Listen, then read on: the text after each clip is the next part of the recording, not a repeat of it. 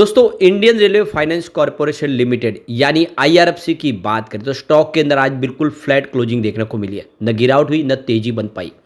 लेकिन क्या स्टॉक यहाँ से एक तेजी के लिए तैयार हो रहा है या फिर भारी भरकम गिरावट की संभावना बन रही है?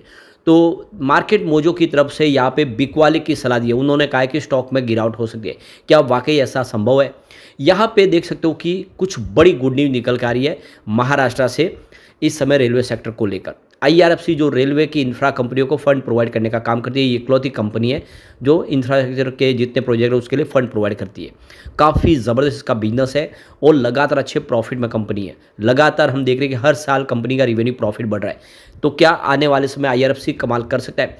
क्योंकि पिछले काफ़ी समय से देखें 2-4 महीने हो गए स्टॉक की प्राइस नहीं बढ़ पा रही है। लोग अब चिंतित हो रहे कि क्या होगा। लेकिन यही सारा का सारा सिनेरियो उस समय भी था जब इसका आईपीओ आया था। और आपको पता ही होगा कि कम से कम 1.5 साल 2 साल तक प्राइस नहीं बढ़ी, लेकिन जब बढ़ी तो महीने 2 महीने में ही कई गुना बढ़ गई। तो क्या ऐसे बिल्कुल होने वाला है? जानने की कोशिश करेंगे इस वीडियो के माध्यम से। लेकिन फ्रेंड्स उससे पहले अगर आप पहली बार हमारे चैनल पे आए तो चैनल को सब्सक्राइब कर दीजिए, एक बेल आइकॉन दबा दीजिए ताकि जब भी नया वीडियो बने पहला नोटिफिकेशन आपको मिले। वीडियो पसंद आए तो लाइक से जरूर कीजिए। चलो फ्रेंड्स वीडियो स्टार्ट करते हैं। मैं हूँ आपका दोस्त एसबी दवे और हमारे अपने चैनल ऑनलाइन कमाई में आपका बहुत बहुत स्वागत है। तो सबसे पहले आईआरएफसी के कारोबार की बात कर ले तो स्टॉक की शुरुआत बिल्कुल फ्लैट हुई 151 पर। इंट्राडे में 150 का लो बना और जो हाई है वो 152 का है। इसका मतलब स्टॉक बिल्कुल एक सीमित दायरे में ट्रेड कर रहा है। 150 का लो, 152 का हाई और अंत में क्लोजिंग फिर से कल की क्लोजिंग के आसपास ही 151 पर है। कोई भी तेजी नहीं बनी, न गिरावट हुई। तो एक तरह से स्टॉक के अंदर अब देखें तो ट्रिगर का इंतजार हो रहा है। जैसे कोई ट्रिगर मिलेगा उस हिसाब से उस डायरेक्शन में स्टॉक जा सकता है। अब अच्छी बात यह है कि पिछले कई दिनों से स्टॉक 150 के स्तर को तो नहीं तोड़ रहा है। यहाँ पे सिर्फ पिछली बार हमने देखा कि 7 अक्टूबर को इसने 150 के स्तर को तोड़ दिया था। स्टॉक 144 तक लो में चला गया, लेकिन सीधा दूसरे दिन बाउंस बैक आया। स्टॉक फिर से 150 को क्रॉस कर गया। तो ये क्लियरली दिख रहा है कि 150 के नीचे स्टॉक नहीं जा रहा है। ये एक मजबूत सपोर्ट है, तो इसके आसपास खरीदारी भी की जा सकती है क्योंकि जैसे तेजी बनेगी ऊपर की तरफ जाने की संभावना भी बन जाएगी। अब मार्केट मोजो ने इसमें सेल की रेटिंग दी है। उनके हिसाब से फिलहाल स्टॉक में दबाव दिख रहा है। स्टॉक में कोई इस समय पॉजिटिव मूवमेंट नहीं दिख रहा है। लेकिन उनका ये भी कहना है कि कंपनी की आने वाली जो लॉन्ग टर्म ग्रोथ है वो काफ़ी शानदार है और आने वाले समय स्टॉक बेहतर कर सकता है। अगर आप लॉन्ग टर्म इन्वेस्टर है तो कोई चिंता की बात नहीं, पर जो इस समय short term mid term investor है उनके लिए इस समय यहाँ पे कोई खास तेजी की संभावना दिख नहीं रही है।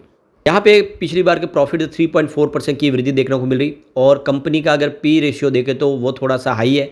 ये थोड़े से इसके लिए चिंताजनक बात है कि आने वाले समय इसका कुछ निगेटिव असर देखने को मिलता है कि अब रिजल्ट भी आने वाला है। तो मार्केट मोजो ने इसकी रेटिंग को डाउनग्रेड किया और सेल की रेटिंग दी है। इसके पीछे रीजन जो बताया कि इसको जो प्राइस मूवमेंट है बिल्कुल दिखाई नहीं दे रहा है। स्टॉक एक तरह से बिल्कुल इस समय फ्लैट ट्रेड कर रहा है और ऐसे में जब काफ़ी दबाव में स्टॉक होता है नीचे जाने की संभावना ही दिखती है फिर। परंतु यहाँ पे कुछ पॉजिटिव संभावना भी है जिसमें लॉन्ग टर्म ग्रोथ काफ़ी ठीक दिख रही है। एनुअल ग्रोथ देख रेट तो वो 17.03% के आसपास है।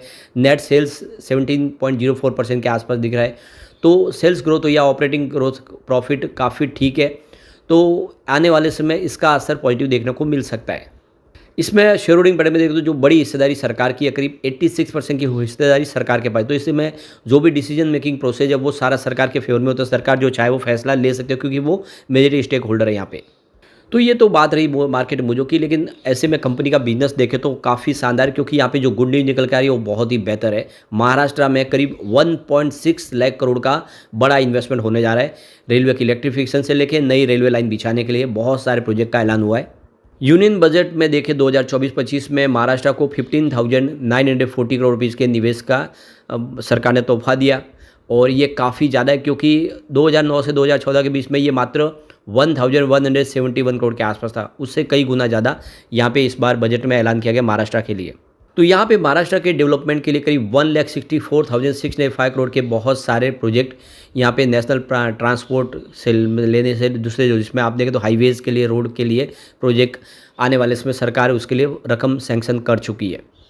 इस समय इंडियन रेलवे के करीब 41 ऑनगोइंग प्रोजेक्ट महाराष्ट्र में है और इसमें आप देखें टोटल 5,877 किलोमीटर का टोटल आप देखें रेलवे के ट्रैक, जिसका कॉस्ट अगर आप देखें तो 81,580 करोड़ के आसपास है।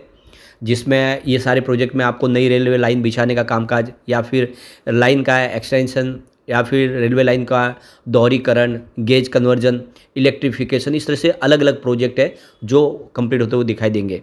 इसके अलावा अमृत भारत स्टेशन स्कीम जो लाई गई है, जिसके तहत जो रेलवे स्टेशन उसको रीडेवलप करना है बिल्कुल एयरपोर्ट की तर्ज पे, उसके लिए अगर आप देखें तो करीब 1337 रेलवे स्टेशन है, उसका अमृत भारत स्टेशन के तरीके से रीडेवलपमेंट होना है। उसमें से 132 स्टेशन महाराष्ट्र में से है जिसका रीडेवलपमेंट होगा और उसके लिए करीब 6411 करोड़ रुपीज़ का खर्च किया जाएगा।